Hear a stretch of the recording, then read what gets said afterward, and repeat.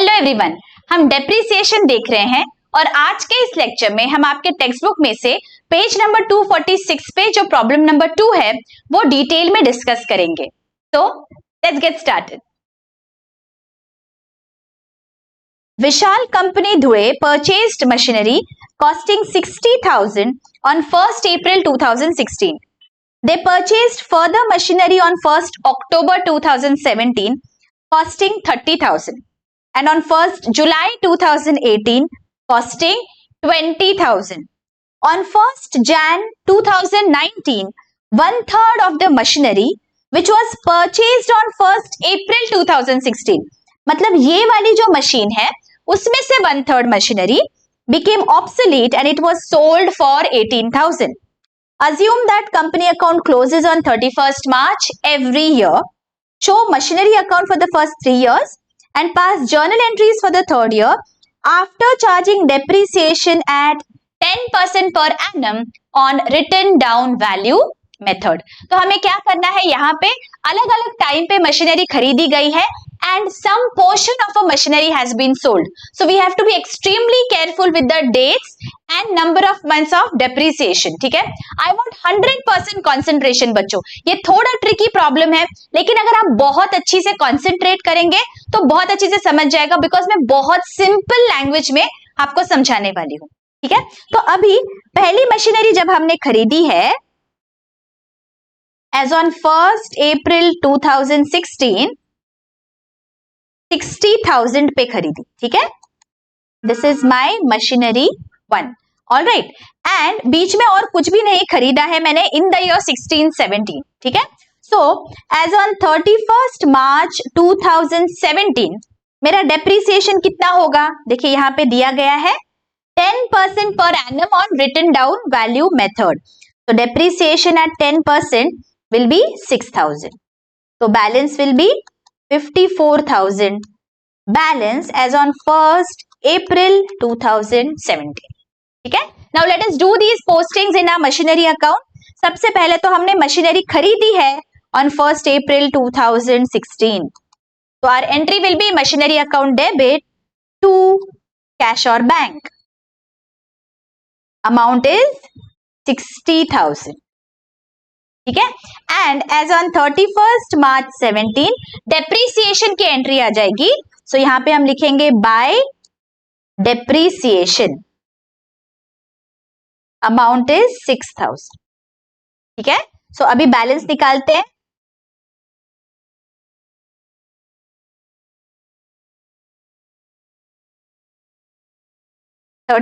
March 17 by balance carried down 54,000 and as on 1st April 17 to balance brought down 54,000.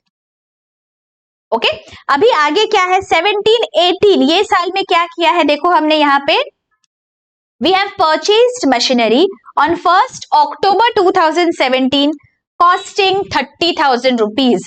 तो यहाँ पे हमने एक एडिशनल मशीनरी खरीदी है 1st अक्टूबर को, तो हमारी एंट्री क्या आ जाएगी, machinery account debit to cash और बैंक 30,000 on 1st October 2017 30,000 की मशीनरी हमने खरीदी। सो टू कैश और बैंक अकाउंट। ठीक है, और हमारे वर्किंग नोट में जाएंगे हम, and here I am going to write down machinery 2 30,000 on 1st October 2017। Alright, अभी और कुछ है क्या इस साल में 17-18 में, let us check once. No, nothing else is there. So now क्या होगा, डेप्रिसिएशन प्रोवाइड होगा on 31st March 2018.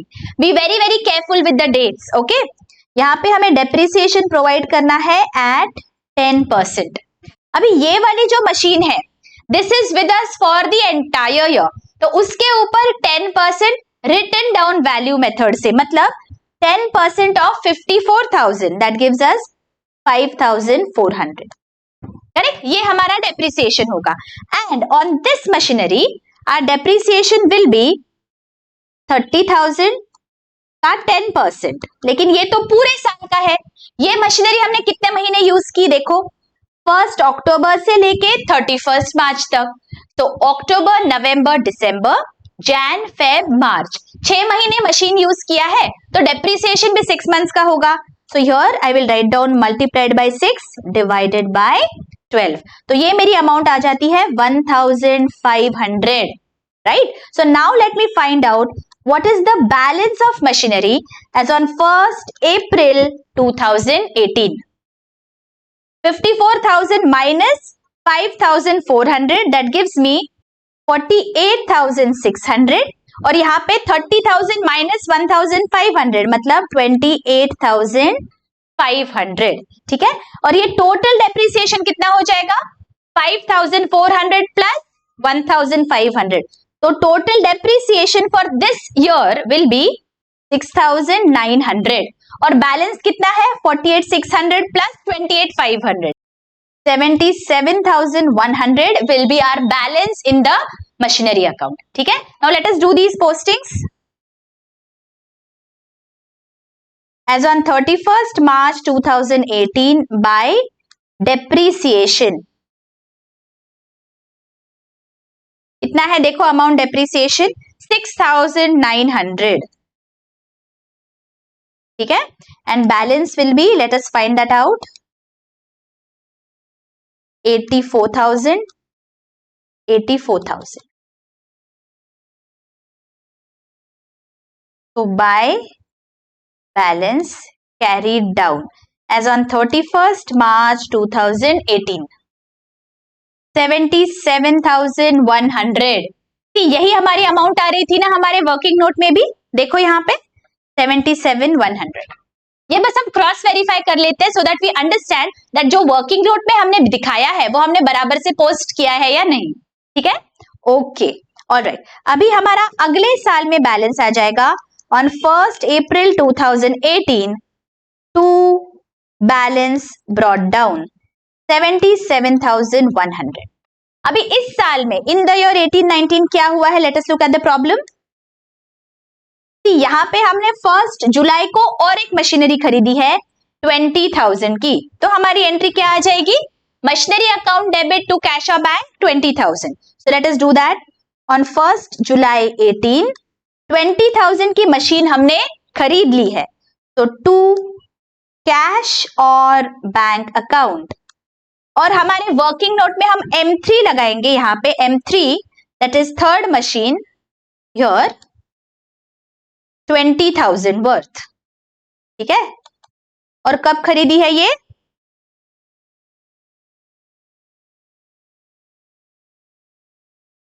फर्स्ट जुलाई 2018 को हमने 20,000 की मशीनरी खरीदी।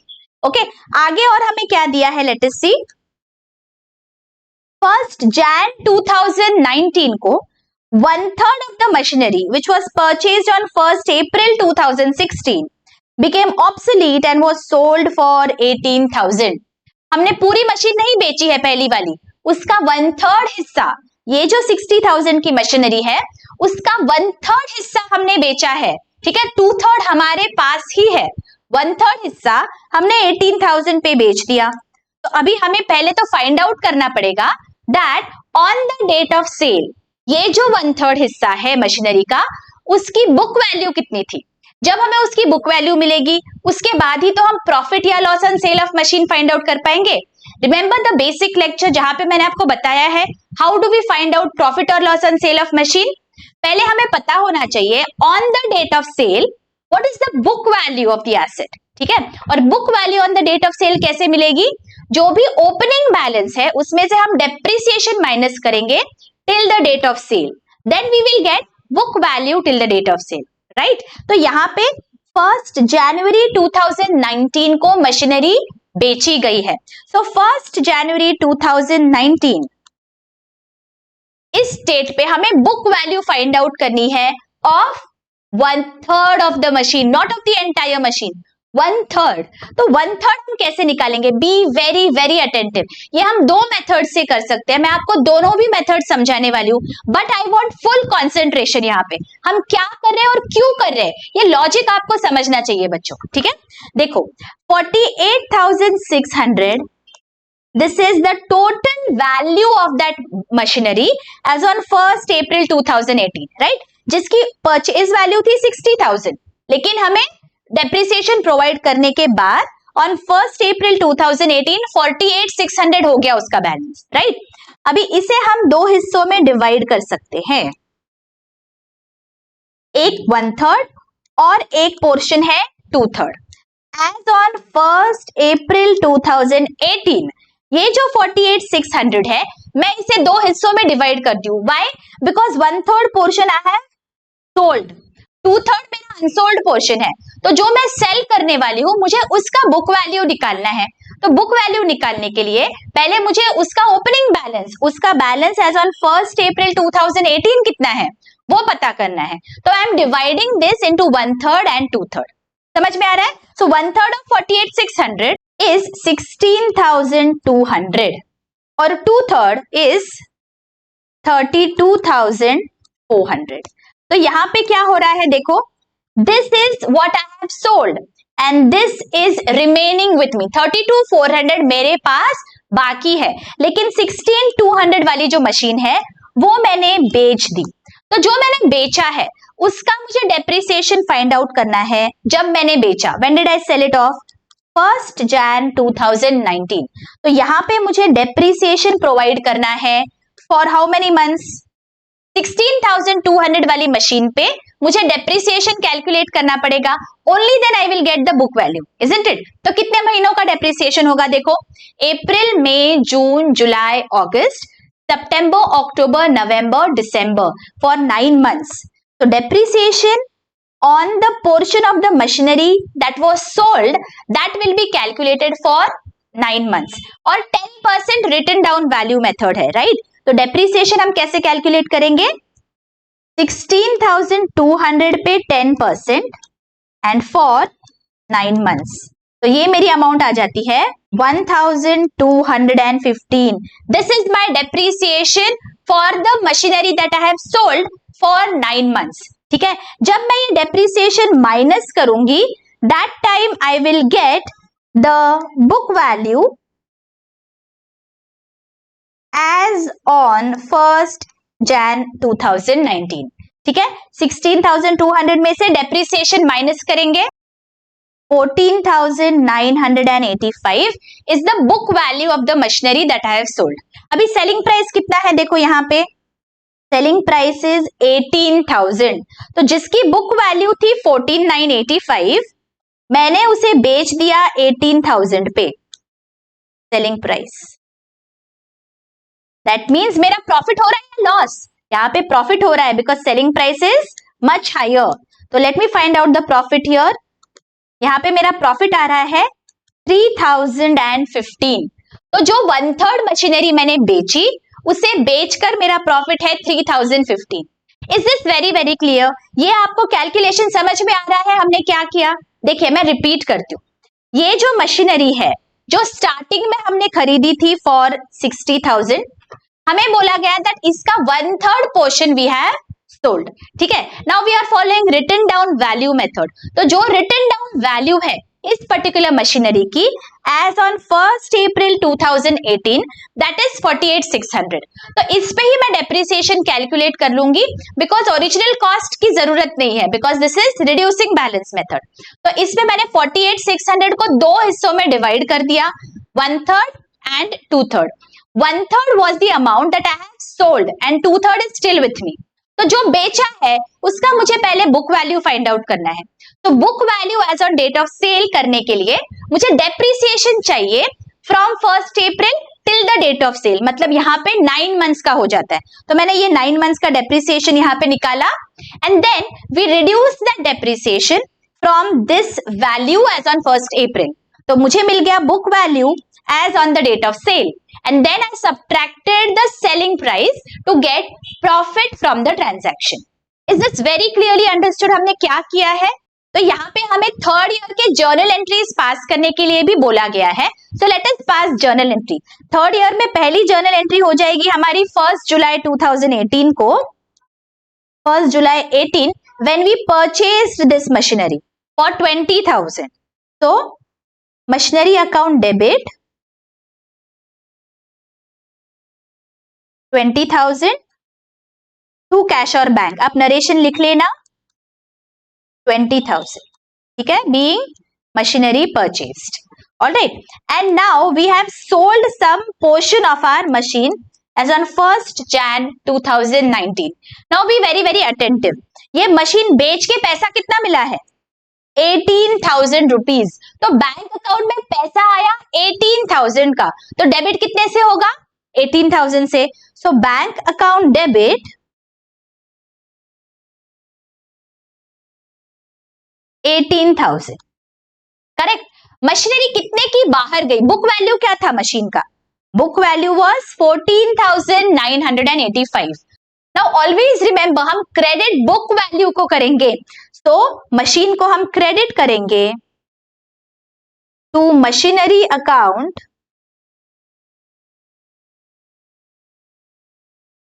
$14,985, और जो बैलेंस है दैट इज 3,015. ये क्या है? दिस इज माई प्रॉफिट, तो मैं यहां पे लिख दूंगी to profit on sale of machinery. ठीक है, be very careful with this entry. Profit है तो हम उसे क्रेडिट करेंगे, और मशीनरी को हमेशा बुक वैल्यू से क्रेडिट करना है. आप लॉस पे बेचो या प्रॉफिट पे बेचो, दैट डजंट मैटर. जो भी बुक वैल्यू है वो हमें जीरो करनी पड़ेगी, बिकॉज अभी वो पोर्शन ऑफ द मशीनरी है नहीं हमारे बुक्स में. तो जीरो करने के लिए क्या करना पड़ेगा? एंटायर बुक वैल्यू को क्रेडिट करना होगा. Is this very clearly understood? Okay. और यहाँ पे हमें डेप्रिसिएशन की भी एंट्री पास करनी पड़ेगी. जो मशीनरी हमने बेची है उस पर कुछ डेप्रिसिएशन भी हमने कैलकुलेट किया था, वो कितना है? 1215. तो डेप्रिसिएशन की एंट्री करेंगे. डेप्रिसिएशन की एंट्री इस एंट्री से पहले होगी. हम यहां पे करेंगे depreciation account debit 1215 to machinery account. ठीक है, okay. Now let us do these postings in the machinery account. यहां पे as on 1st Jan 2019 by depreciation account 1215. ठीक है, एंड बाय बैंक अकाउंट कितना है? बाय बैंक अकाउंट देखो, हमारी एंट्री देखो यहाँ पे 18,000 रुपीज है. ठीक है, तो यहाँ पे आप दो तरीके से पोस्टिंग कर सकते हो बच्चों, मैं आपको दोनों भी दिखाऊंगी. बैंक अकाउंट को यहाँ पे आप 18,000 दिखा दो. ठीक है, and here on 1st Jan 19 यहाँ पे आप दिखा दोगे to profit on sale of machinery 3,015. Okay, this is the first method of posting this entry. Bank account में पूरा अमाउंट हमने लिख दिया, और जो प्रॉफिट था वो हमने यहाँ पे डेबिट साइड पे लिख दिया. ठीक है, एक तो आप ऐसे करो पोस्टिंग, या फिर आपको क्या करना है, देखिए ये एंट्री को आप गौर से देखिए. मशीनरी अकाउंट को हमने 14,985 से क्रेडिट किया है. करेक्ट. तो आपको क्या करना है, मशीनरी अकाउंट को यहाँ पे बाय बैंक लिखेंगे आप, और यहाँ पे लिख देंगे 14,985 इंस्टेड ऑफ 18,000 एंड 3,015. आप बस एक ही पोस्टिंग करेंगे 14,985. This will also do. ठीक है, एक तो आप ये करो, या फिर आपको डेबिट और क्रेडिट दोनों में भी पोस्टिंग करना है. एनीथिंग इज ओके, इफेक्ट आपका सेम रहने वाला है. ठीक है, ओके. अभी हमें क्या करना है, जो भी बचे हुए मशीनरी है उसका अभी हमें बैलेंस निकालना है. तो डेप्रिसिएशन प्रोवाइड करेंगे बची हुई मशीनरी पे. ठीक है, so now let us see what is the depreciation. Depreciation as on 31st March 2019. Alright, तीन मशीनरी हमारे पास है. अभी देखो गौर करो, पहली वाली मशीनरी का 2/3 हिस्सा, ये वाला, ये machinery number 2 and machinery number 3 जो हमने इस साल खरीदी है. ठीक है, ये तीन मशीन्स हमारे पास है, तीनों पे हमें डेप्रिसिएशन प्रोवाइड करना है. ये जो मशीनरी है 32,400, ये हमारे पास पूरे साल में है, तो depreciation will be written down value method पे पूरे साल 10%. So 10% of 32,400 is 3,240. Right. And machinery number 2, ये देखो 28,500, ये भी हमारे पास 1st April से है, तो इस पे भी पूरे साल का डेप्रिसिएशन हो जाएगा। सो 28,500 का 10% is 2,850। Alright, and the third machinery, ये हमने कब खरीदी है थर्ड मशीनरी? जो थर्ड मशीनरी है वो हमने खरीदी है 1 जुलाई 2018। तो इसमें depreciation will be from July to 31 March. कितने महीने हो जाते हैं? July, August, September, October, November, December, Jan, Feb, March, for 9 months। तो 20,000 पे let me calculate, 20,000 is my cost of the machinery, उस पे 10% फॉर 9 months कितना आ रहा है देखो, तो this gives me 1,500। Is this clear? Third machinery जो हमने परचेज की थी वो 1 जुलाई को की है, we have to remember this. तो 9 months का ही डेप्रिसिएशन आएगा। तो total depreciation now for the remaining machinery will be how much? इन तीनों का टोटल 3,240 प्लस 2,850 प्लस 1,500, देखो कितना आ रहा है, this is 7,590। Alright, and now let us find out the balance as well.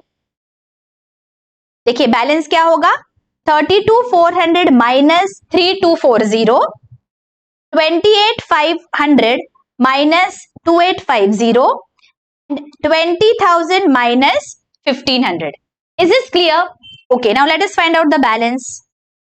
Balance as on 1st April 19. This is 29,160, 25,650 and 18,500.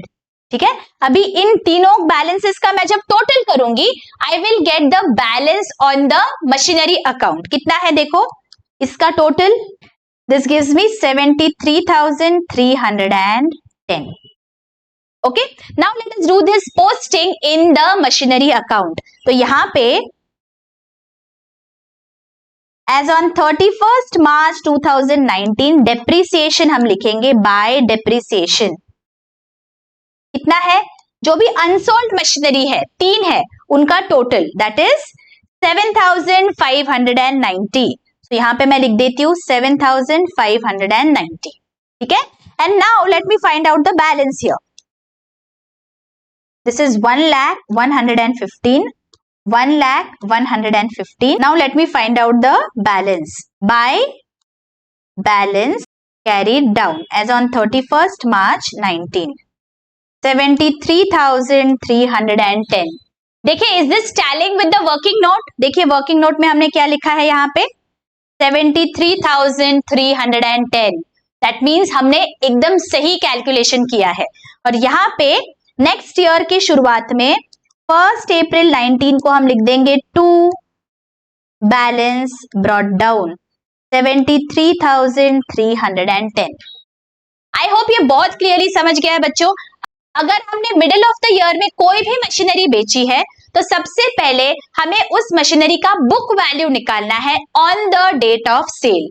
ठीक है, एंड वो निकालने के लिए हमें पहले तो डेप्रिसिएशन निकालना पड़ेगा from 1st April till the date of sale. वो माइनस करने के बाद हमें बुक वैल्यू मिल जाती है and then we will compare book value with the selling price to get the profit और loss on sale of the machinery.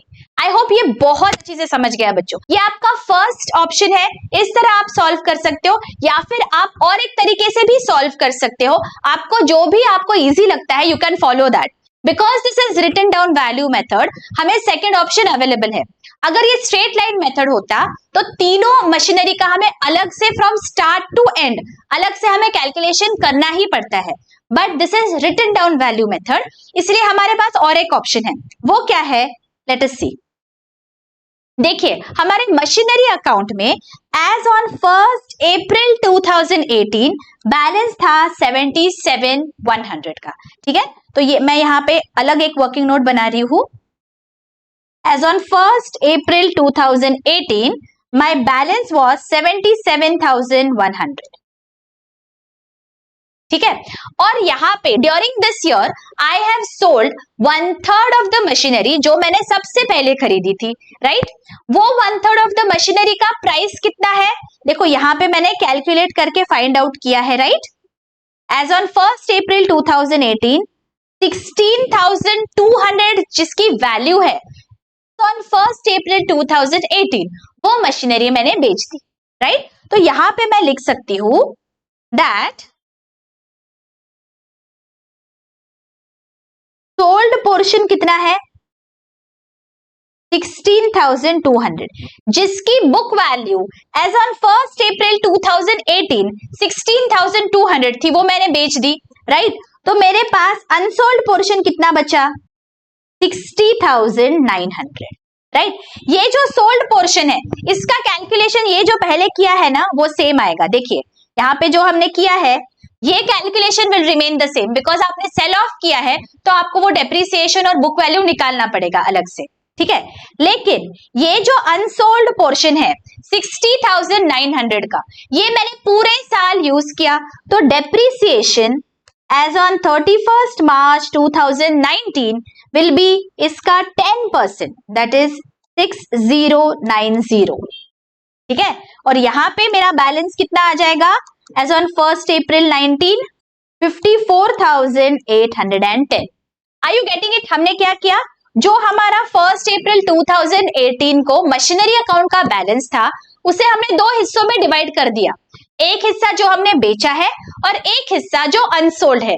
जो बेचा है उसका कैलकुलेशन हमें पता है, जितने महीने का डेप्रिसिएशन 9 मंथ्स का, देन बुक वैल्यू, और बुक वैल्यू को हम कंपेयर करेंगे सेलिंग प्राइस से and then we will get profit और लॉस ऑन सेल, ठीक है। जो अनसोल्ड पोर्शन है वो तो मेरे पास पूरे साल भर है तो पूरे साल का depreciation on written down value method at 10% वो हमने निकाला। लेकिन इस साल हमने और एक मशीन खरीदी है, राइट। We purchased one more machine. Problem में देखो क्या दिया है, ऑन 1 जुलाई 2018 हमने 20,000 की मशीनरी खरीदी। तो यहां पे 20,000 worth of machinery I have purchased on 1 जुलाई 2018। तो इस पे डेप्रिसिएशन कितना होगा 20,000 पे 10% and for how many months July August September October November December Jan Feb March for 9 months, ठीक है। ये कितना आ रहा है 1,500। तो बैलेंस कितना बचा 18,500। Are you getting it? Unsold portion of the machinery and new machinery. ये टोटल डेप्रिसिएशन कितना है, let us see now. Total depreciation will be 6090 plus 1,500 7,590। देखिए यही था क्या मेरा डेप्रिसिएशन पहली वाली मेथड में भी, देखो तो 7,590, right. And what is our balance 54,810 plus 18,500 73,310। Let us look at the machinery account 73,310। Getting it? आप कोई भी मेथड फॉलो करो आपका आंसर सेम रहने वाला है। Whichever method you are comfortable with you can use that method. बस आपको आपका लॉजिक क्लियर रखना है। जो मशीनरी बेची है उसका आपको बुक वैल्यू निकालना है on the date of sale. जो नहीं बेची उस पे आप डेप्रिसिएशन प्रोवाइड करो पूरे साल का, ठीक है। Because this is written down value method, we have this option of using any one of the two methods, ठीक है। आई होप ये बहुत अच्छी से समझ गया बच्चों। ये थोड़ा ट्रिकी प्रॉब्लम है लेकिन जब आप प्रैक्टिस करोगे तो आपको बहुत अच्छी से समझने वाला है, मेरी गारंटी है। अगर बहुत अच्छी से समझ गया do hit the like button और आपके प्यारे प्यारे कमेंट्स जरूर आने दीजिए। और अगर कोई भी डाउट है please feel free to ask in the comment section. मैं आपका पूरा पोर्शन कंप्लीट करने वाली हूँ बच्चों within time and then we are going to revise. We have to ensure that हमारा 11th स्टैंडर्ड का पोर्शन बहुत अच्छी से कंप्लीट हो जाए, हमारे कॉन्सेप्ट्स बहुत स्ट्रांग हो जाए because this is the base for your 12th standard and I want all my students to have a very strong conceptual foundation, ठीक है। सो प्लीज एंश्योर कि आपके सारे कॉन्सेप्ट्स बहुत अच्छी से क्लियर है, थरली आप सब समझ रहे हो। अगर कोई भी डाउट है आप बेझिझक मुझे पूछ सकते हो। मैंने चैप्टर वाइज प्लेलिस्ट बना के रखी है बच्चों, I hope you are going through it. और अगर अभी तक सब्सक्राइब नहीं किया है जरूर सब्सक्राइब करिए, फ्रेंड्स और कलीग्स में भी शेयर करिए। मिलती हूँ आपको अगले लेक्चर में। Till then take care, bye bye.